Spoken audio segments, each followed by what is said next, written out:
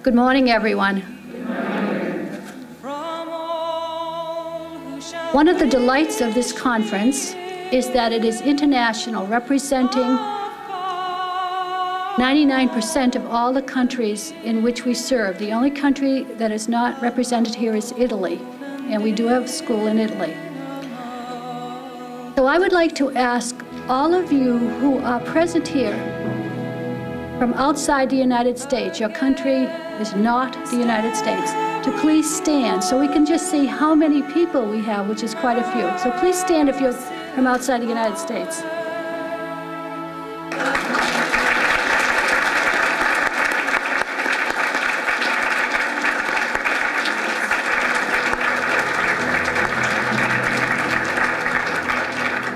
And we are delighted to have all of you here with us. Today you're going to hear a lot of different accents. And this morning we're going to begin with Professor Bart McGettrick from Liverpool Hope University, which is a continuation of Mount Pleasant Training College, which those of us Sisters of Notre Dame know is a very, very famous teacher training college in England. Bart is the Dean of Education at Liverpool Hope, but he has vast experience in education. He has been up in Glasgow. Did I pronounce that correctly? And he is also a Regent of Bethlehem University. He serves on many boards, governors of schools, and other organizations. And he's here to delight us with his insights onto reflecting values in a diverse society. So Bart, we welcome you.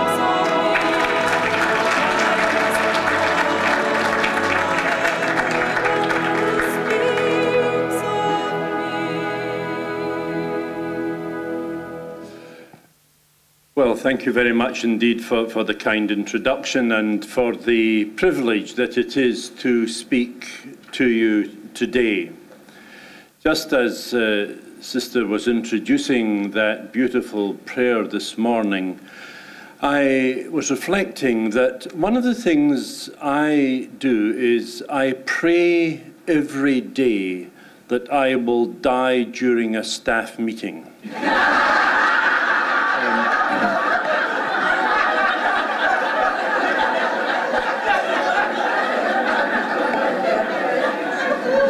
So that the transition from life to death will be totally imperceptible.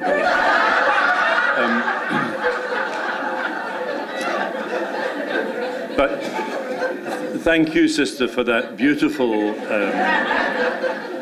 way of dying. I should say, of course, that being here on a Saturday morning, can you believe it? Listening to someone lecture on a Saturday morning, you are bound to feel a sense of boredom and slumber and feel that this is another hour when you'll catch up with a little bit of sleep. I'm well aware of that. I don't see my role as having to fight it. But nor do I see my role as having to give you good cause for sleep. And I'm very aware that some of you were probably out in the town last night doing all sorts of things. I can only imagine people like my former student, Anne-Marie here, out at the Fenway Follies, high-kicking most of the night. Bring a tear to your glass eye, really. But it's good to see you awake this morning, Anne-Marie. When she was a student, she was an excellent student in Notre Dame, Glasgow. And I should maybe say this is my 38th year, I think, of working with the Sisters of Notre Dame in Glasgow and in Liverpool, and what a delight and pleasure and privilege each of these years has been. I'm here to reflect on the question of values in a diverse society. And I do consider it to be a huge privilege to give this talk today. And in just giving this talk, the one thing I suppose I reflected on was the footsteps of St. Julie. And those footsteps have accompanied many children over many years, and I'm just well aware that the humble power of that relationship that Sister Julie, St. Julie had with so many people is not going to be added to by anything that I say today, but just to acknowledge the inspiration that that has been for so many people in different continents, and you see the different international range that there is here today. I am well aware that I don't have an accent. I'm well aware that you do mainly have accents. My work is now in Liverpool, as Sister has indicated. My work actually is missionary work in England. As a Scot, I see myself doing all I can to bring civilization to that country. Since most of you come from outside of the United Kingdom, I hope you recognise that the United Kingdom is Scotland, and there's a peninsula to the south that is England. If you see it in those terms, you know, that would be helpful. I know where the United Kingdom people are here, so I know where all the aggro is going to come from. But I have worked in England and Scotland with the sisters, and I say each day it has been a privilege to do that. So I'm not going to add a great deal to the real blessed work that St. Julie has begun, and which continues through most of the work that you yourselves are doing. How might St. Julie react to today's circumstances? I suspect that she would not be someone of fear or be rejected, but someone who would approach the values of the present world with ever greater tenacity and vigour. And I know that people who have left this world and gone to a better place don't have any voice and don't have any arms, don't have any means of working except through other people. And that means through you and through me and through other collaborators who day in, day out work for the same objectives and the same ideals and the same values that St. Julie had. And I think that is an inspiration to many of us who have the privilege of collaborating.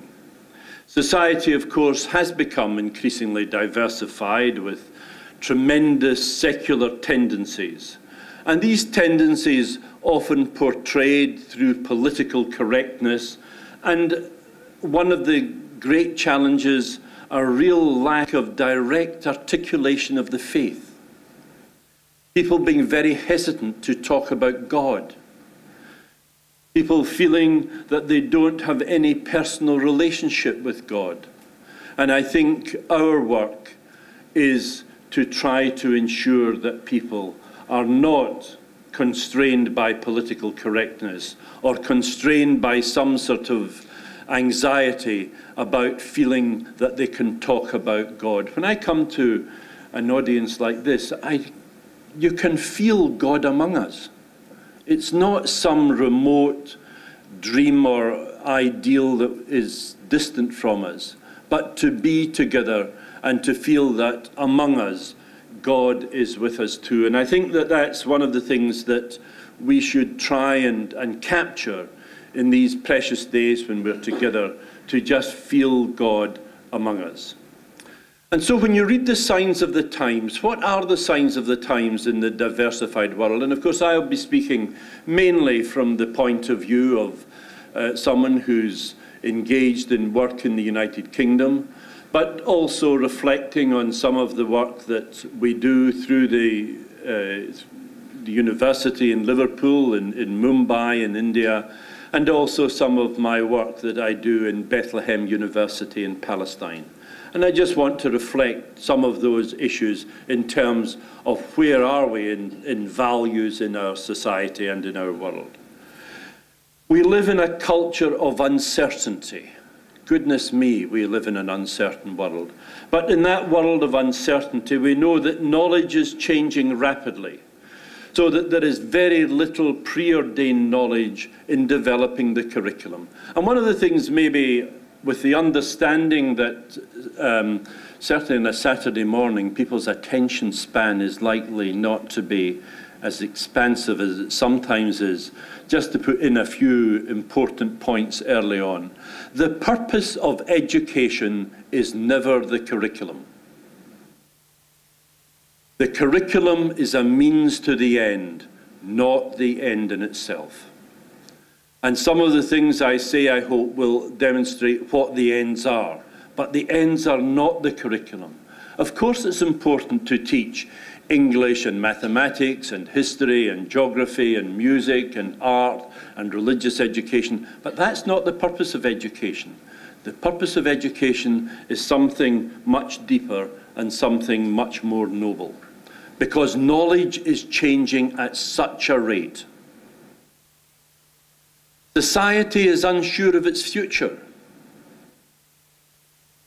You only have to put on the television and look at what's happening in places like Syria, in Egypt, in Europe, in Greece, in Ireland, in all sorts of places, and to look at the tremendous uncertainties that there are there. Universities and schools are uncertain of what their role currently is. Is it vocational education or is it a liberal education? And the Sisters of Notre Dame have, over the years, been exceptional in their developing of liberal education. Is that something that's going to carry us into the future? Is it any longer a useful distinction to make between liberal education and a vocational education? Because what we are trying to do is not just to develop people through the curriculum, but to develop the flourishing of humanity. Whatever we do, it is essentially about the flourishing of humanity. When you read the signs of the times, the nature of the student is increasingly complex. They are able to use iPhones and technology, but they have a limited, or maybe it's just a different cultural base. One shouldn't be critical of future generations. And it seems to me, when I speak to students in Liverpool and indeed elsewhere, one cannot be but struck by the great goodness that God still works through so many students. It is not a matter of despair. It is not a matter for pessimism. It is a matter for increased optimism in the quality of young people that populate our schools and our colleges. And our task is just to make sure that they are formed in ways that will make the world a better place. And so the role of the school and a university, these are not just places for learning, they're places of education. And I make this point, they are not just about learning, they are places of formation. We ought not to forget that in a world that is driven by systems of accountability, sometimes it can feel as if all we're interested in is league tables and results and measurement and all of that kind of thing. You know, sometimes I wonder why we measure everything. When I was coming across in the plane yesterday, I was saying to Wendy, my colleague, why is it that they tell us the outside air temperature is minus 60 degrees? Is someone about to leave? And if so, put on your coat and hat. That is the sort of implication of what they're telling you. Or, you know, if a mother has a baby, the great interest is in what weight was it? And I sometimes wonder if that's not a topic of conversation that should go on throughout life. I met your sister in the street last week. What's she tipping the scales at now? You know.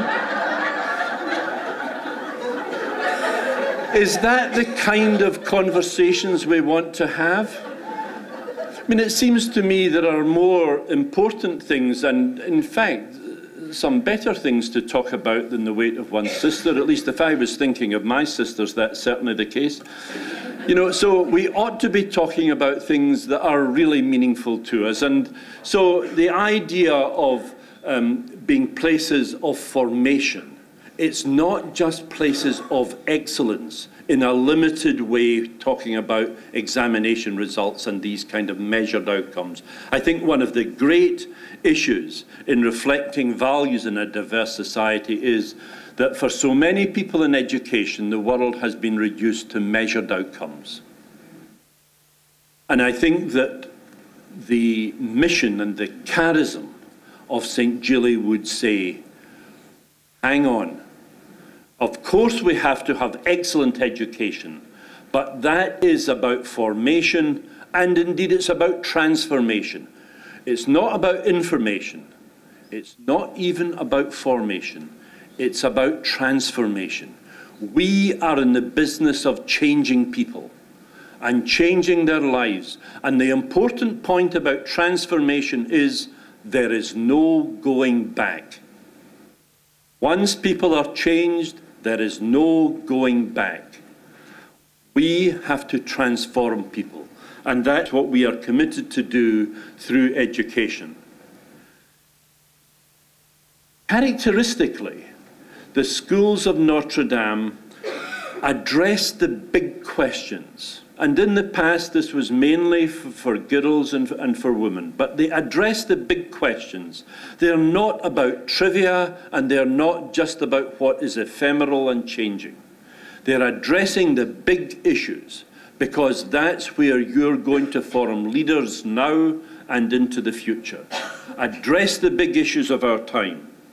And we will come to what some of these big issues might be.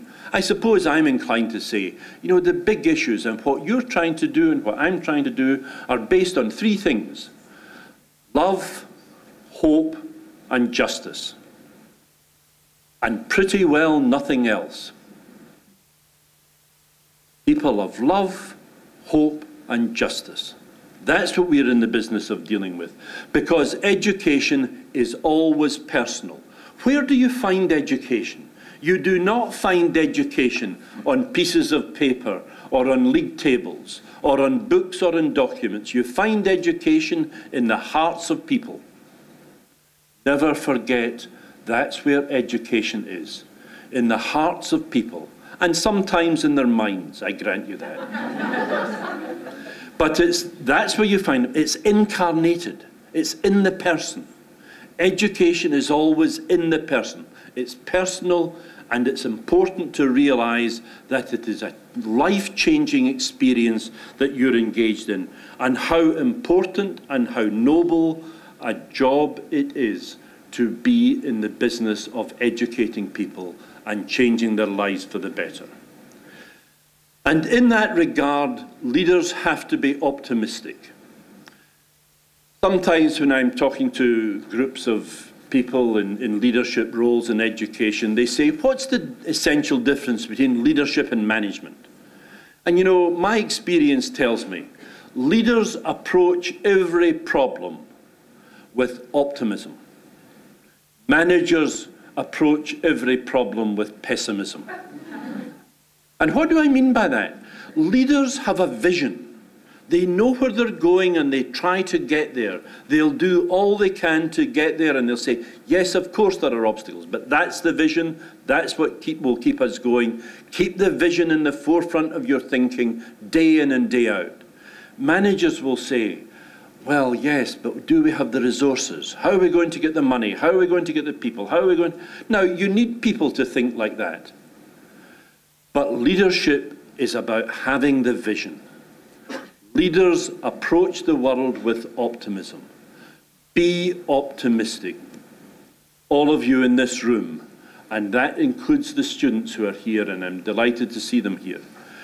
Our leaders in our society approach the world with optimism, because there is great cause for optimism when you look at the traditions that you're basing your work on and what the effect you have on the contemporary world.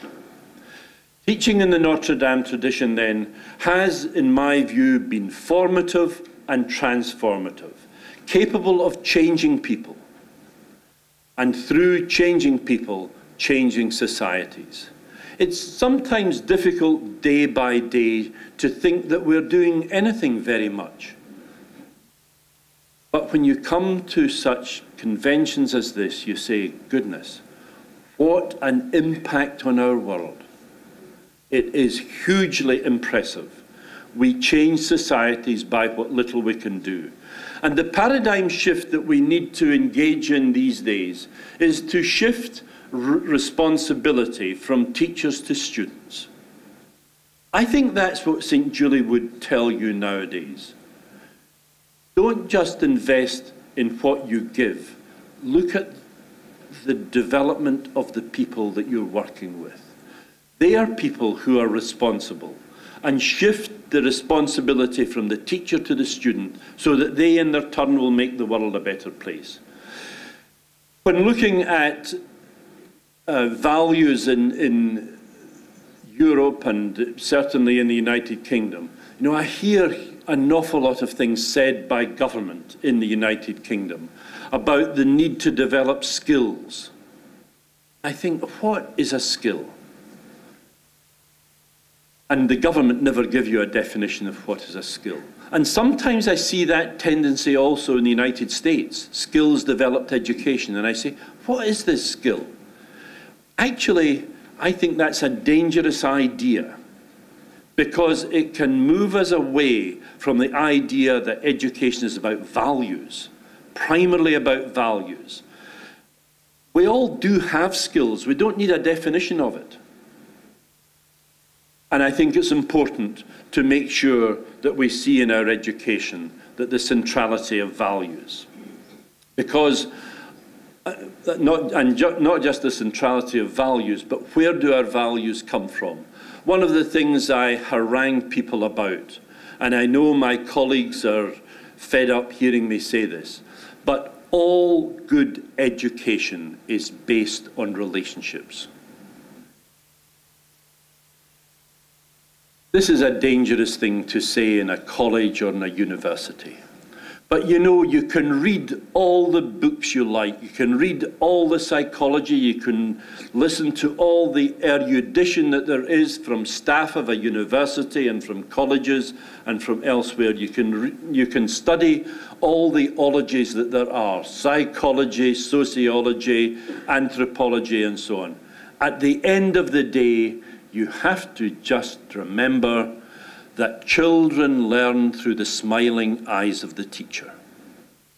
That's where children learn, through the smiling eyes of the teacher. It's the quality of relationship that counts. It's the ability to relate to young people. It's the ability to encourage them, to be with them, and to give them support and help in the lives that they have and that they lead. And that requires us to have good relationships. And in my view, one of the rights of children should be that they ought to have a confident relationship with a responsible adult. That is one of the rights of children, to have a confident relationship with a responsible adult. And in that exercise, it is parents and teachers who are the experts. They are the people who are going to ensure those right relationships. What makes for a Catholic education or a Christian education? It's the breath of the Spirit in our communities of learning. You know, people say, what makes us different? What makes Catholic education different? What makes a Notre Dame school different? It's breathing into the nostrils of the organization the Holy Spirit. That's what makes us different. It's not something all that tangible. It's not something all that measurable, but it is something all that discernible. You can discern it, but you can't measure it. And when people talk about the importance of evidence in education, always remember there are two kinds of evidence.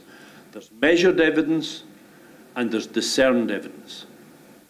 The discernment that we have in our own formation should not be neglected when we come to look at evidence.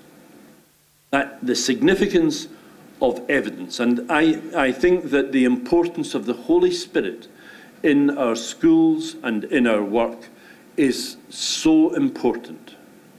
So don't be driven in a culture, and certainly the culture of what I see in the Western world, by measured outcomes only.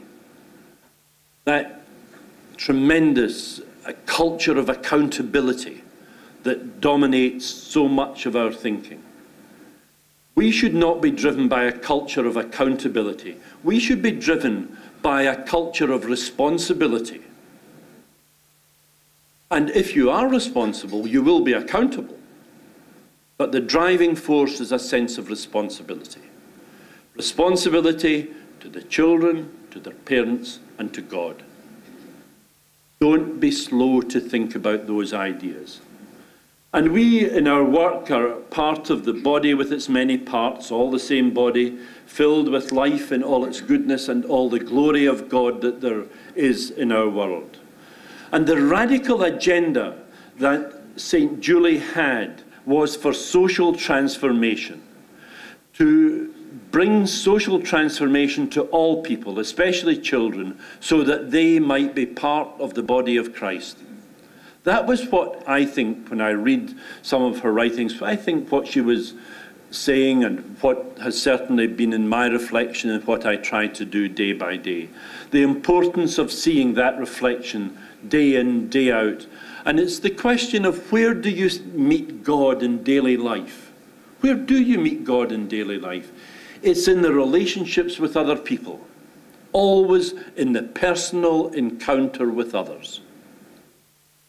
That's where I see God day in and day out. And the sisters have carried that out through the history and geography of the congregation. The charism that has developed over the years and is now in so many countries across the world. So Christian education is where we find the Spirit alive within us. The Spirit is everywhere, the essence of God, God among us. And we have to look at how we are trying to develop the body of Christ in our day-to-day living, in our day-to-day work, working as one, codependent with each other.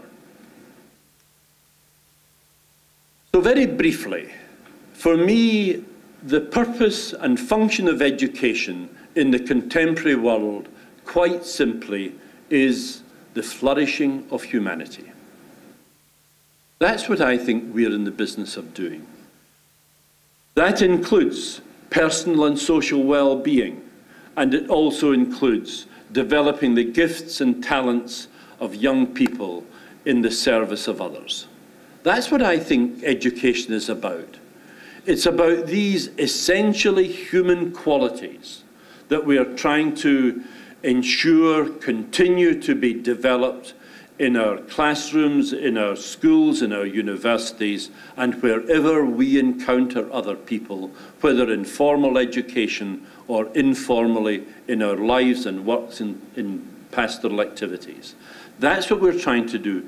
Help humanity to flourish. Don't make it complicated. I think if there was one message to be given to you is, don't complicate education.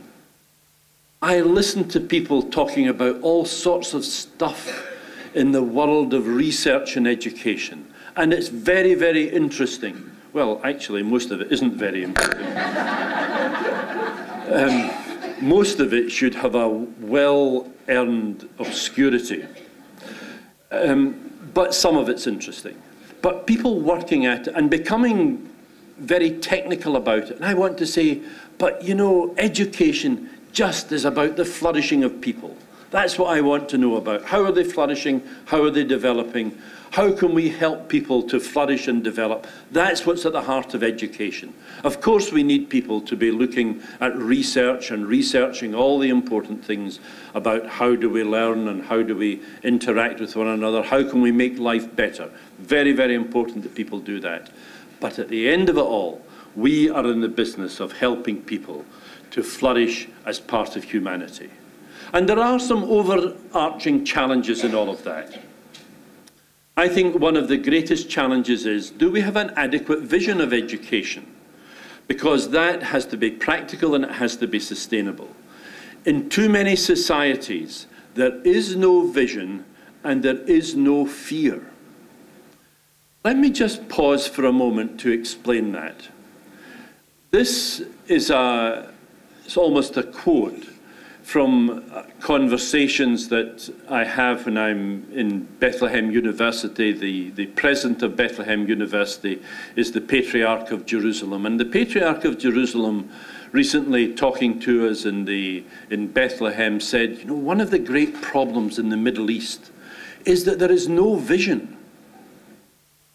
You look at what's happened in Egypt. You look at what's happening in Syria. You look at what's happening in Morocco, in Tunisia, in all the Middle Eastern countries. They want to overthrow governments. Yes, of course they do. They want to get rid of all these people who have abused the population. He said, but what do they want after that?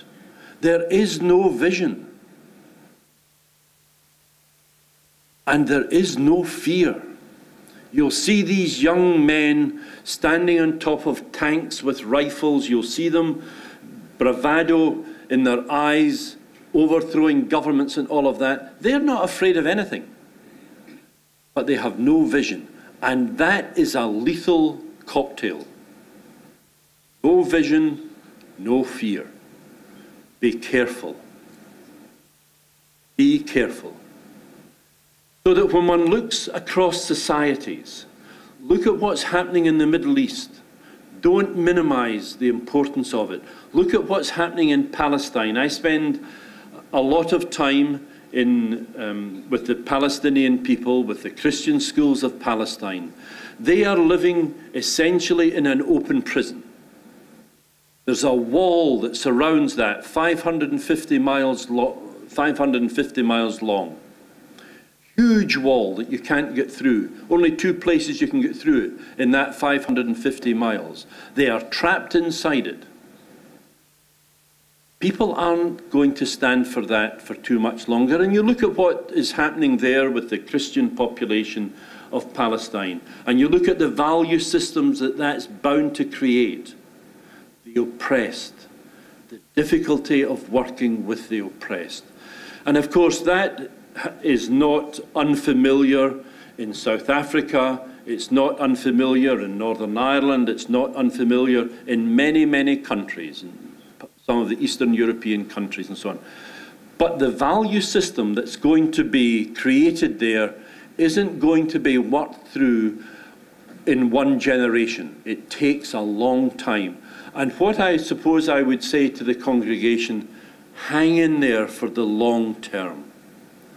Because it isn't a short fix dealing with values. It's not a short fix trying to sort some of these great problems of our time. The congregation will continue to help those in these unfortunate parts of our society. And God knows they will need your help. They will need you over the years ahead.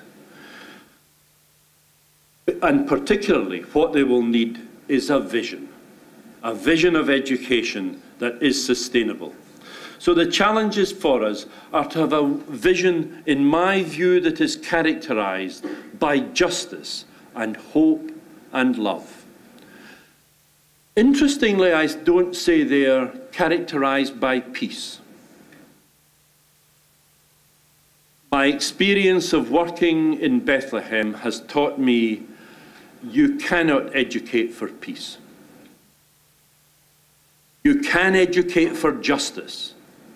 And if you live with justice, God will give you the gift of peace. But make that distinction.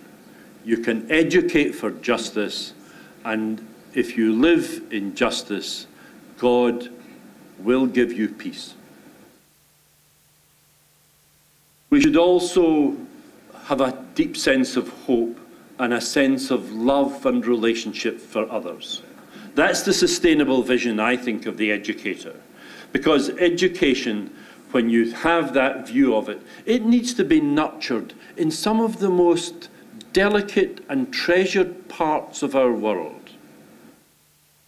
Colleges such as this.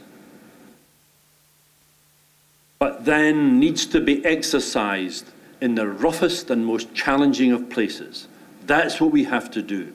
Form people with the delicacy and with the subtlety and with the peace and love that one can develop in relationships so that they might face the challenges in the toughest and most difficult environments we can find.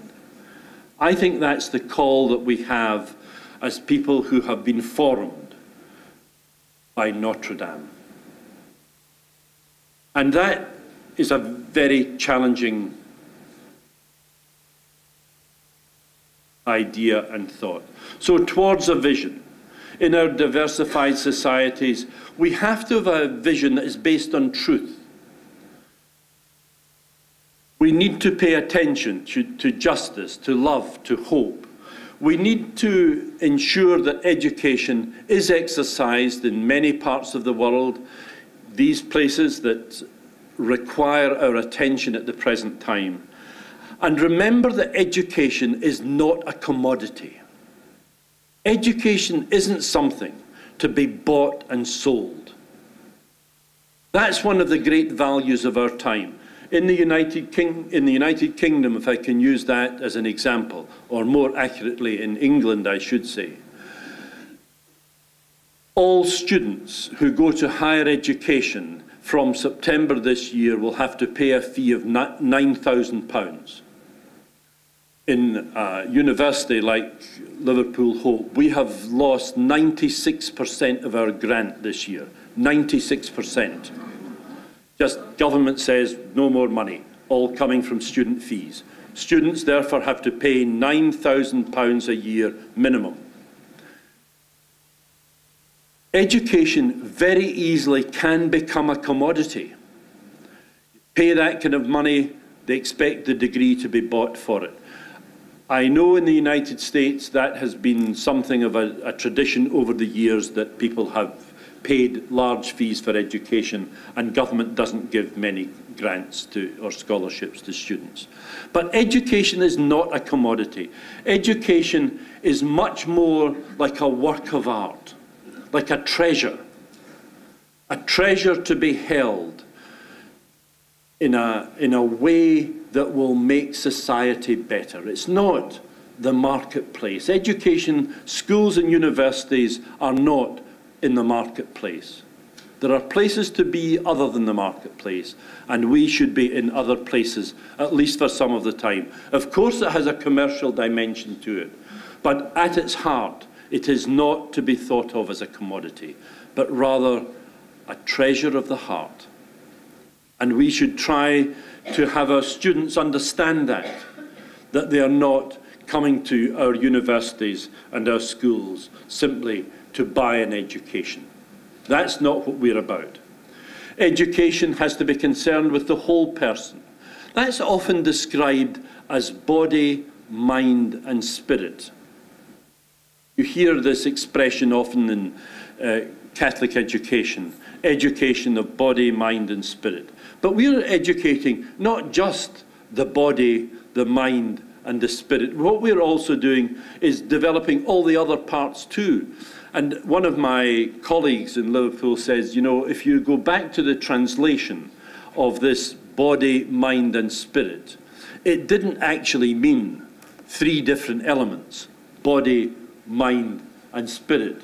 It was an expression that was used, and the contemporary expression would be lock, stock, and barrel. The whole thing, the holistic view, not just the body, the mind, and the spirit. It's about everything. It's lock, stock, and barrel. So don't be deluded by the idea that we are simply educating three things: the body, the mind, and the spirit. We are looking at the whole person. It's that holistic view of the human condition that is part of our heritage and part, I hope, of our future also. We live in a world, of course, where each child has the right to be literate. We live in a world, however, where there are 800 million people who are not literate in this world. 800 million people are not literate. To me, that is a blight on humanity. How can it be we have 800 million who are not literate? We live in a world where we're guided by the law, by regulation, by written rights. We live in a world where we're often dealing with conformity to legislation. And in my view, we should be looking at education not as a means of conformity, but as a means of contributing to human freedom. That's what education should be about. That's what the value system should be about.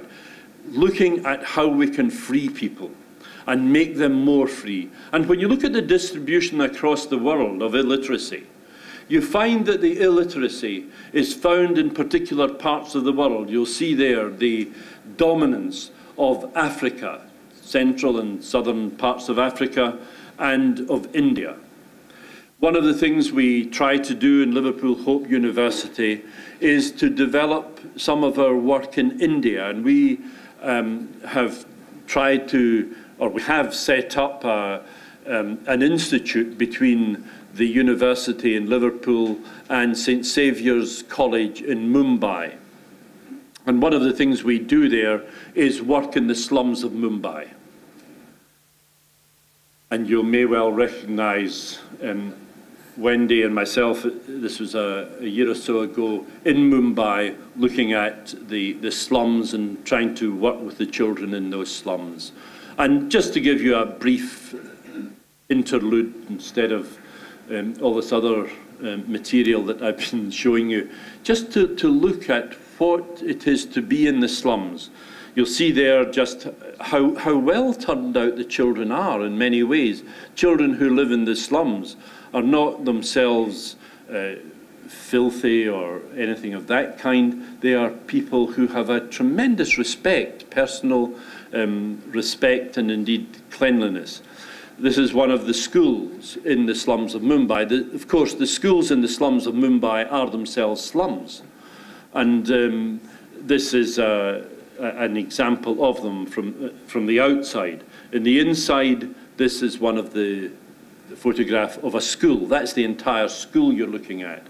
It's a very small area, and you see it made of corrugated iron, small pieces of carpet, and so on. And I won't go into the detail of the pedagogy there with the girls in the back and the boys in the front. One could start all sorts, could start a riot with that photograph. But just looking at what is happening, the person sitting on the side there, incidentally, I should say, is Baroness Cox, the Chancellor of Liverpool Hope University. She does a tremendous amount of work for the voiceless people of Burma in particular, and she came with us on this particular trip to Mumbai to look at what we were trying to do in the slums there.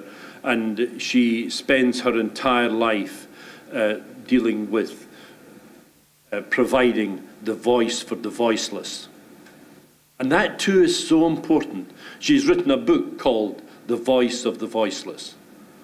And it's largely about people in Burma who have no voice. And that is, if you like, part of the continuation of your work in the congregation through Liverpool Hope University, working with the poor, working with those with no voice, trying to do what we can in whatever pathetic ways we're able to do it, day in, day out, week in, week out. And we have established the Institute between Liverpool and Mumbai.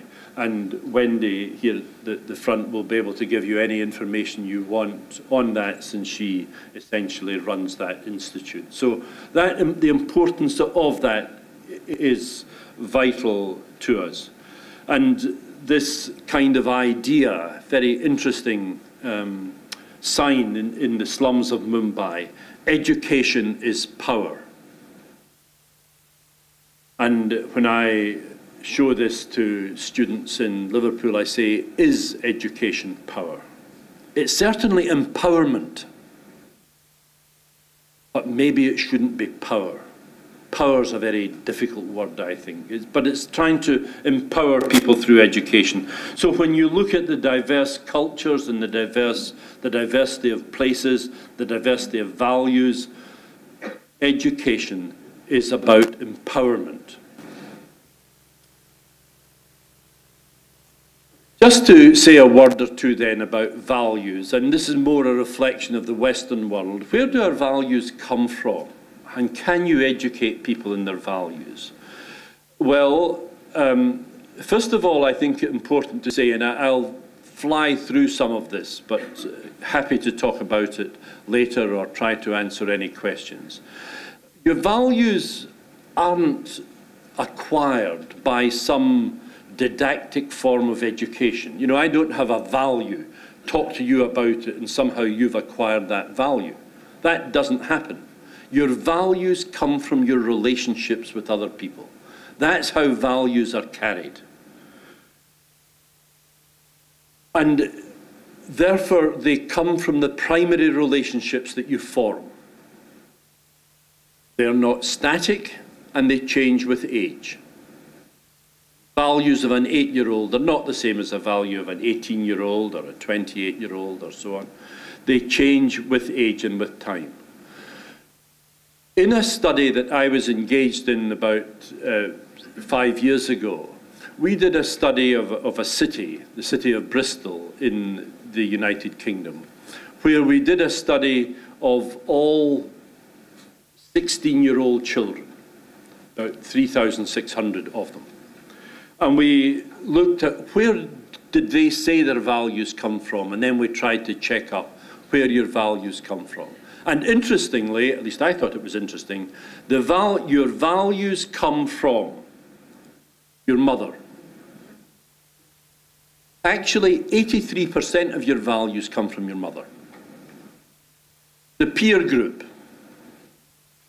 grandparents, father, fourth, father. Mothers say, thank God he's only fourth. And fathers say, well, we can blame it all on the mother. So, and the teacher. There's where your values come from, in order of importance. Mother, peer group, grandparents, father, and teacher. And you might just want to reflect on that. Whether that would be true in the United States, I don't know. I haven't done a study of that. It'd be interesting to do a study if that is the case.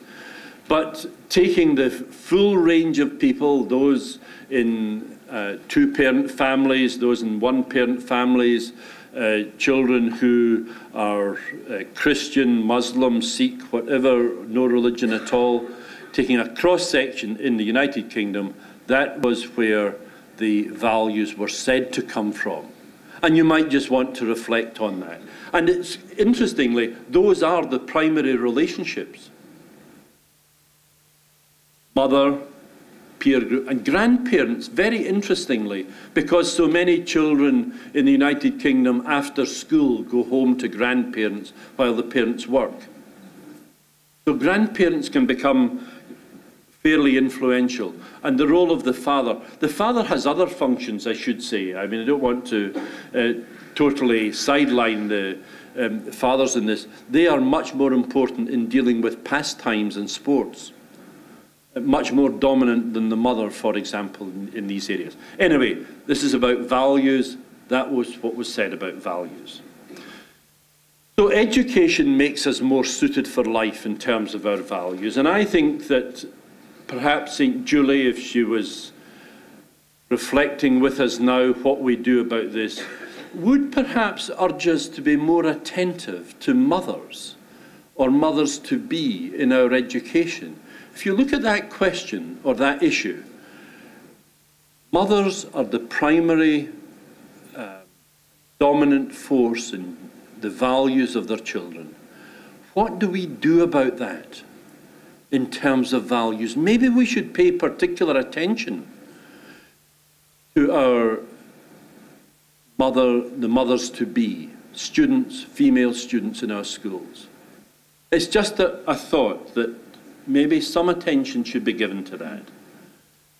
We should also, of course, pay attention to all that's good and all that's right, all that brings us closer to God, all that makes us more human, all that helps education to humanize society. We are there to humanize society. And because there are so many trends that dehumanize us. But you know, these are not new ideas. And I hope you will forgive me if I give you a rather ancient idea.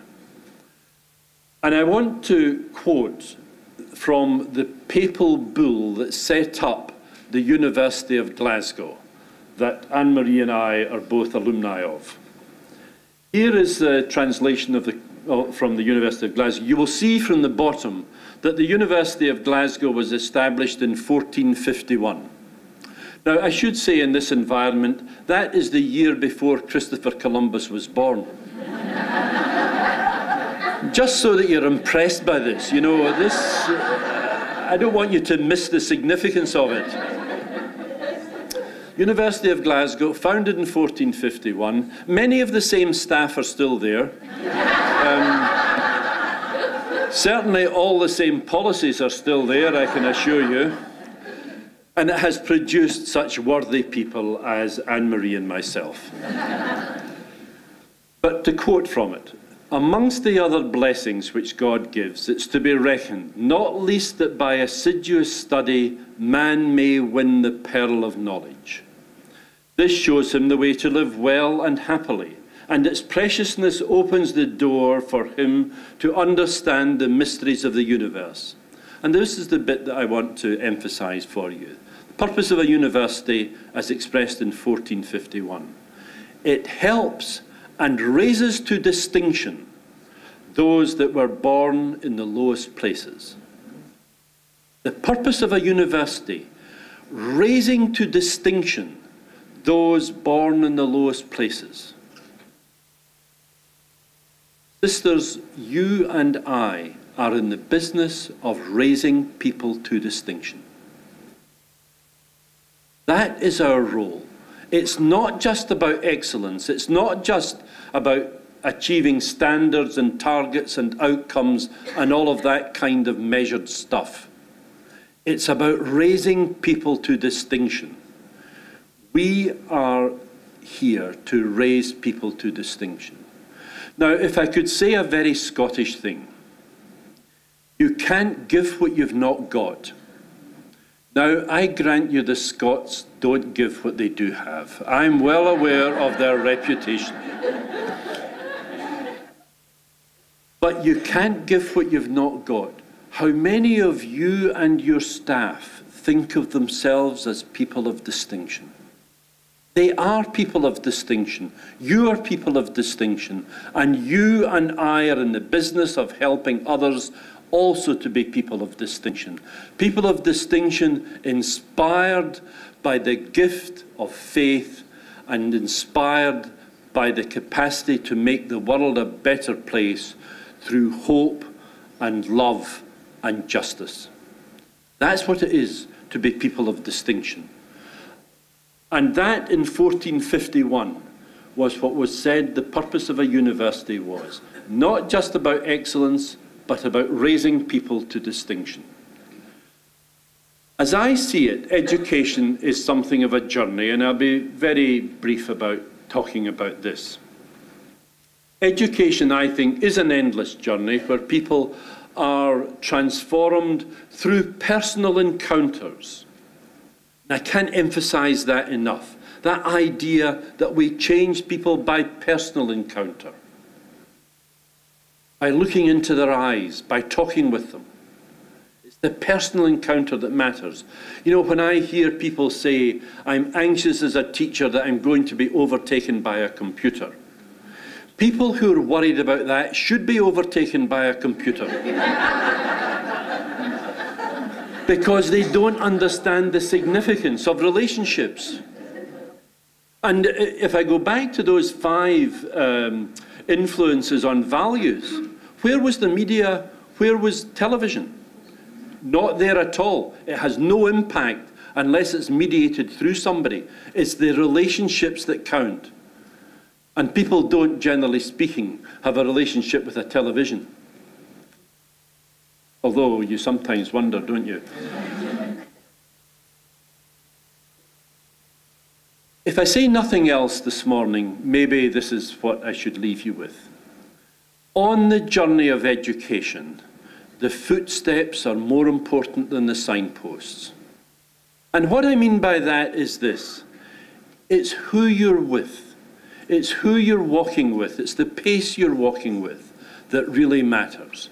Of course, the signposts, the measured outcomes, where you are, where you're going, is important up to a point. But really what matters is the relationship. It's the footsteps that are more important than the signposts on the journey of education. And you are with one another. One of the things I should also maybe say, who's walking with you on your journey? Maybe St. Julie would be saying to you over these few days, who's walking with you? Who's looking after you?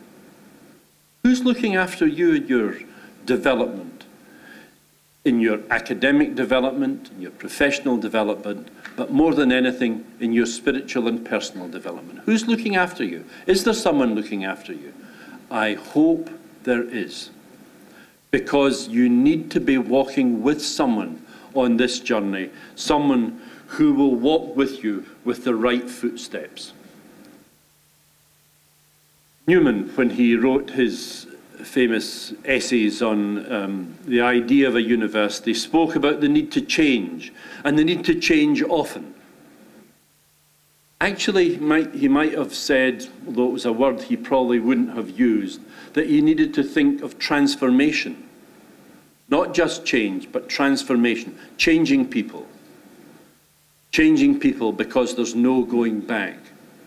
And you know, sometimes I think, and this is a opportunity for another lecture, so I'm not going to enter into it, but you look at what Newman was doing and when he was doing it. Newman, who of course was recognized as Blessed John Henry Newman last year, he was trying to set up in England Catholic education, in higher education, at the same time as the Sisters of Notre Dame, in exactly the same years as the Sisters of Notre Dame came to Liverpool. Newman was not successful. He went to Ireland, where he set up the University of Ireland, the National University of Ireland, because he was making no impact in England. Who was making the impact in England? The Sisters of Notre Dame at Mount Pleasant. In exactly the same years. And Newman never made a huge impact on English higher education. Who did make an impact? The Sisters of Notre Dame at Mount Pleasant. And that's the heritage that we try to keep alive in our daily work in Liverpool. So you should just reflect on the greatness of that. And I sometimes think, you know, someone should really write a book on what Newman did not do. You know, it kind of reminds me, and I've got to be very careful about this, I'm going to say I was educated by the Jesuits. I was educated in spite of the Jesuits. But, you know, and of course the Jesuits have a very high reputation in education. And that reputation was gained not for teaching what Christ taught, but for teaching what Christ would have taught if he had been at a Jesuit school.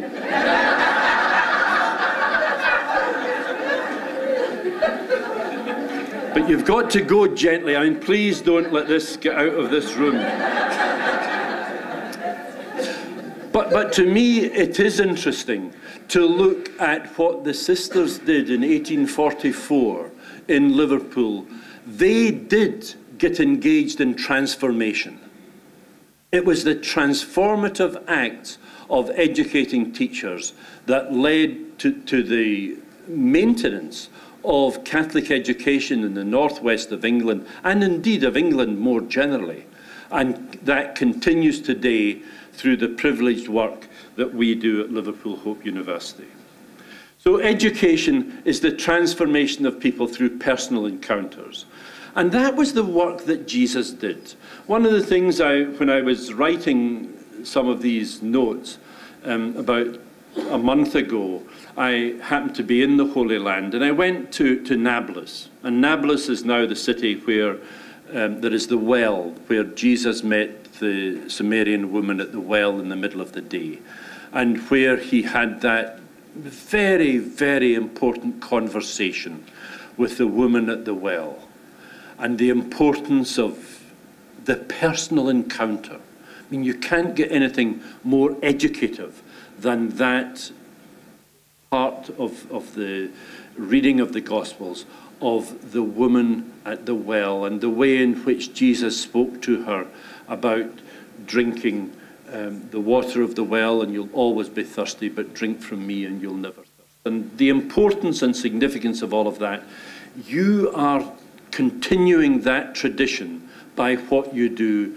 and in the ways that you do it, in the relationships, that personal encounter of the woman at the well. I've said to you, education is in the person. It's incarnated in the hearts of people. Remembering that the curriculum is not the purpose of education. The curriculum is something much more noble. And sometimes we need to protect children from what I see as the negative effects of educational regimes that are continually testing and making sure that those who don't succeed know that they're not succeeding. Can that be the flourishing of humanity? I think that we have a job to do sometimes in saying about our education systems, hang on, is this right for everyone? We need to just be careful about that. St. Julie, in her writings and her thoughts, had the instinct to say to you and to me and to our collaborators, look after every child. And you see the statues of St. Julie looking after a child. Just remember that gentle hand on the shoulder of the child. It's so important. Keep the gentle hand and the relationships with children there. So we want to form a society where people will act in certain ways, and I suppose this is my definition of education. We need to have people who will act through love, through care and compassion, who will have a care for beauty and wonder, who will have a deep sense of hope, and who will serve the world by their gifts. If I was looking for a definition of the educated person, that would be it. A person of love, care and compassion, with a care for beauty and wonder, with a sense of hope, and who will serve the world by their gifts. That's what I think you've done over the years. I hope it's what you will do in the years ahead. Thank you for listening to what I've